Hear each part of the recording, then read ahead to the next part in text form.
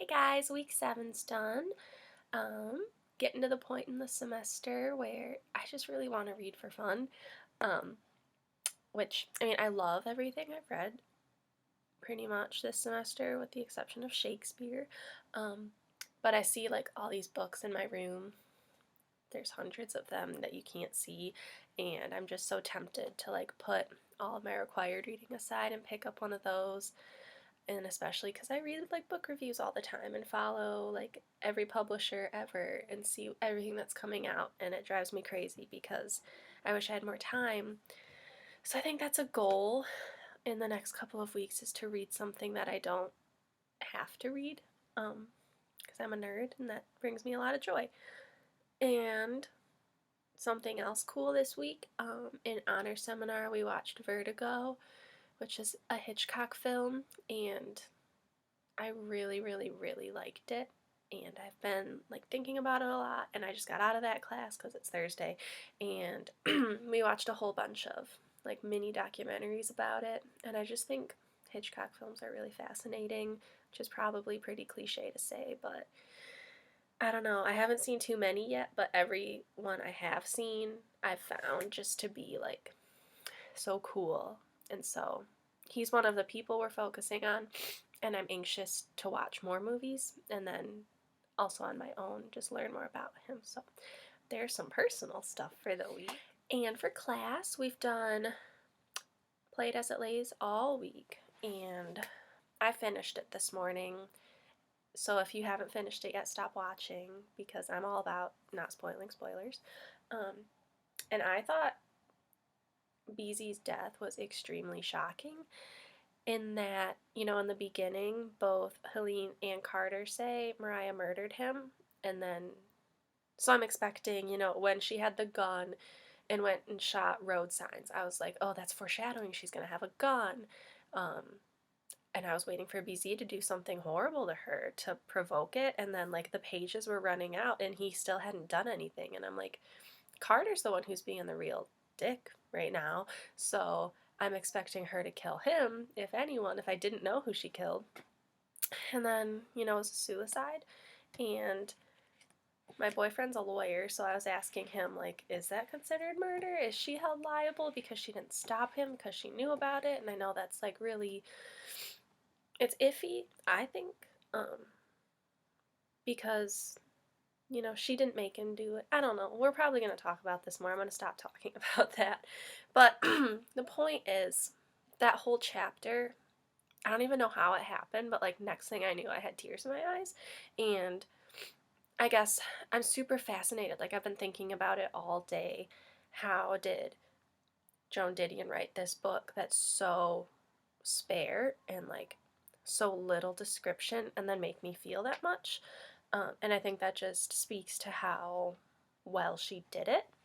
Uh, but yeah, overall, I really, really, really enjoyed the book.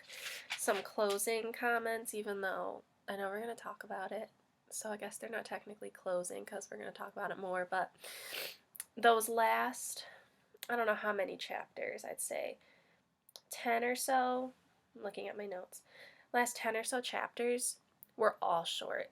And I know there were short chapters throughout, but it would be like a short chapter, a couple long chapters, a short, a couple long.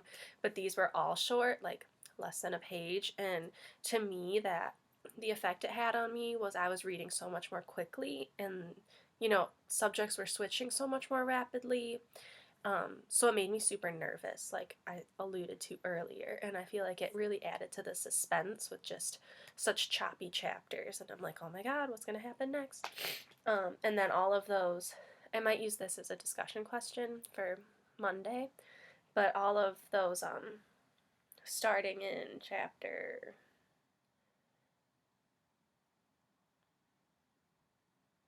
I don't see it. But like the last 10 chapters or so, every other one is first person and in italics and related back to things she said in her part of the prologue. So I feel like that was something that's definitely different. I mean, I know it's different. So I'm interested in discussing that more on Monday. And one last thing. Um, Something I've been noticing in class, in discussions, that I don't really know what to do with, especially when we aren't being guided, is I feel like almost every time a question is posed, the answer by one of my fellow classmates or myself is maybe, or it could go both ways. And I don't know if that's problematic, but I don't know, I feel like I'm longing for someone to just be definitive and say, no, it's this way, and this is why I think it, not, no, I could see it go either way, and I guess there's reasons for this and there's reasons for this, and maybe that's true, but it's just been like, I mean, I track patterns in reading all the time, so I track patterns in real life too, which sometimes is bad, but to me, it's just been standing out like, no, just say what you think is right and back it up. And it doesn't have to be both ways. At least I don't think. Maybe Mariah's rubbed off on me too much and I'm seeing things as they are. I don't know. So, yeah, really enjoyed this book, and I've already bought, it's back there, another one by her because I enjoyed this one so much, and I'm looking forward to moving on with whatever's next after spring break. And I guess this is going to be a longer vlog, but that's okay. I was looking at my 210 vlogs and they're all like at least 7 minutes, and then these ones I feel like I haven't had as much to say or I haven't been talking as much, but today I'm just like super energized, so I'm going to keep going. Research progress is good. I finished this book, To the Lighthouse, and my overall impression of it, I know I mentioned earlier that I might like it more than Mrs. Dalloway. I take that back. Not saying I don't like this, but with Mrs. Dalloway, I'm having a hard time putting it into words. I felt like To the Lighthouse was more reflective, and even though, you know, both books did the switching of the lens of whose perspective we have, I feel like To the Lighthouse, in the beginning, it did it way more to different people than I'd say Mrs. Dalloway did, I think. But it was just, I feel like things took longer in this, and that stressed me out a little bit because, you know, there's a scene in here where it takes like 2 full pages of description, like just of what Mrs. Ramsey's thinking as she spoons food onto a plate.